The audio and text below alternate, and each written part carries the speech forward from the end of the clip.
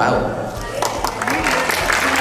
Kenapa saya guru PAUD? Karena saya punya anak, satu umur 1 tahun, yang kedua umur 2 tahun. Dua-duanya perempuan. Dan setiap malam, kadang-kadang memang karena kerja nggak kesempatan, tapi hampir setiap malam saya pulang sebelum nanti keluar lagi kerja lagi. Sebelum mereka tidur, saya bacakan buku tiap malam. Apakah mereka bisa membaca? Tidak. Apakah mereka mengerti 100% apa isi bukunya atau ceritanya? Tidak juga, masih umur 2 tahun kok. Tapi mereka menyimak, mereka berinteraksi, mereka melihat gambar-gambar itu dan mendengar suara saya dan berimajinasi di otaknya. Bahkan yang 1 tahun pun fokus, dia mendengarkan kata-kata yang mungkin dia tidak mengerti, tapi ada suatu ritme, ada suatu dinamik yang terjadi, dan itu adalah pembelajaran. Itu yang terjadi pada saat bukan hanya guru PAUD, tapi orang tua pun berpartisipasi dalam pendidikan anak mereka. Benar nggak, Bu?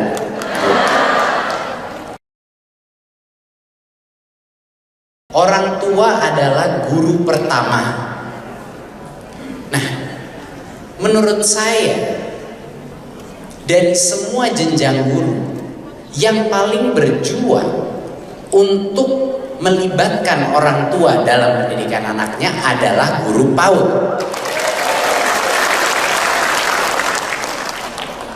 Saya suka membayangkan alangkah hebatnya negara ini kalau lebih banyak orang tua bersikap seperti pendidik atau seperti guru, dan lebih banyak guru bersikap seperti orang tua. Setuju nggak? Dari semua guru, siapa guru yang paling seperti orang tua? Guru PAUD.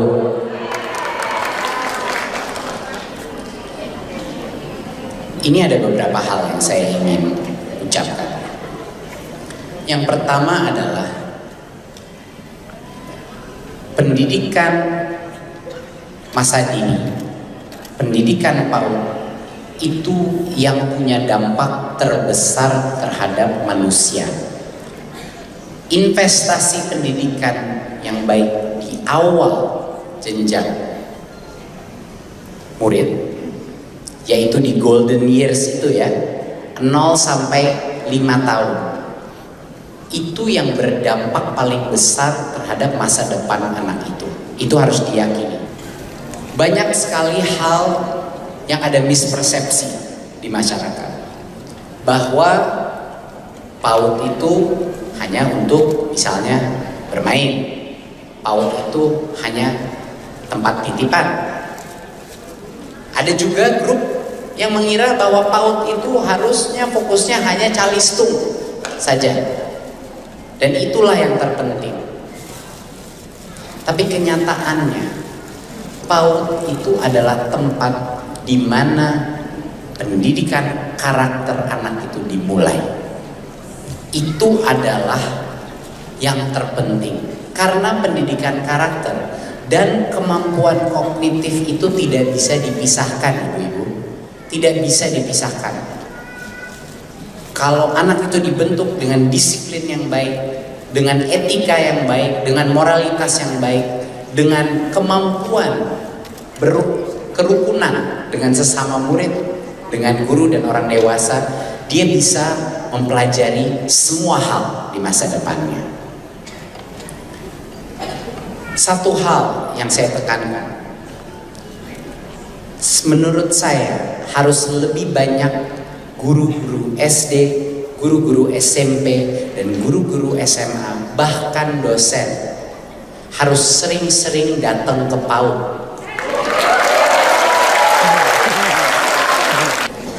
Karena menurut saya pembelajaran pedagogi untuk menjadi guru yang baik itu paling terlihat di tingkat PAUD. Kenapa? Karena di tingkat PAUD Guru itu tidak bisa menyembunyikan kompetensinya. Bener nggak? Sama anak umur 4, umur 3, umur 5, dia kalau nggak didengerin ya anaknya kabur, ya kan, main-main sendiri di pojok.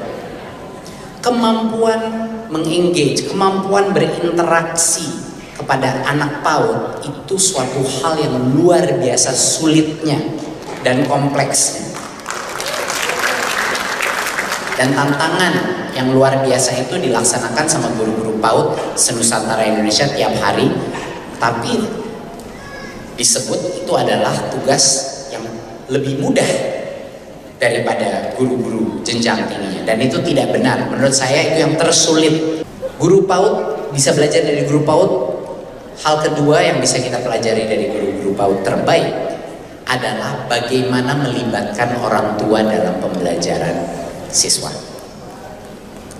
Guru PAUD tidak akan segan-segan mengundang orang tua ke dalam kelas PAUD.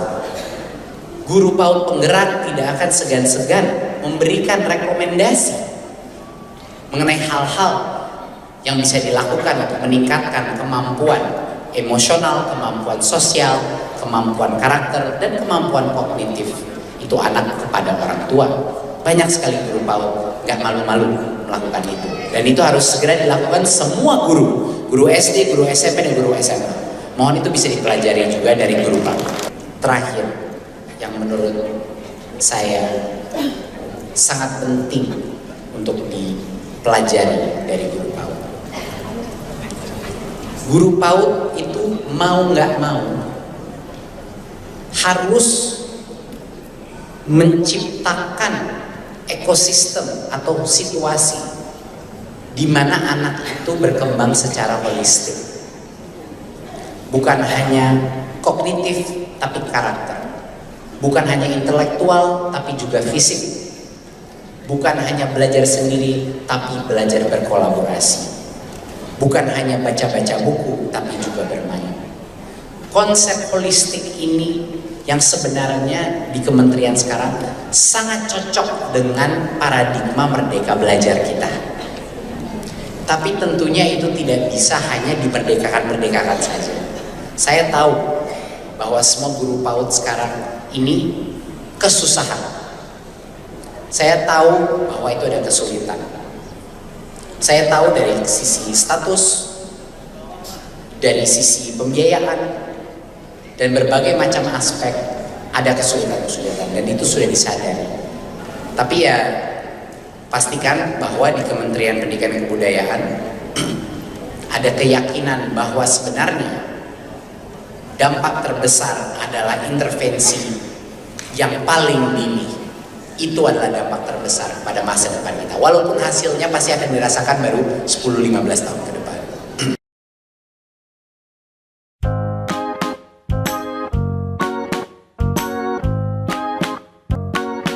Nilai-nilai karakter yang dikembangkan pada anak usia dini, kecintaan terhadap Tuhan Yang Maha Esa,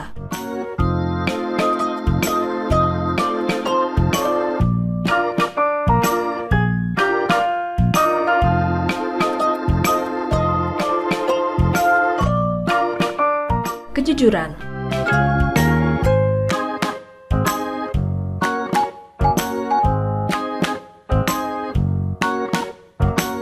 disiplin,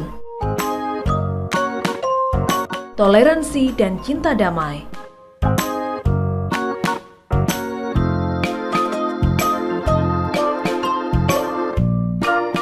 percaya diri, mandiri, kreatif, tolong-menolong, kerjasama, dan gotong royong, hormat dan sopan santun,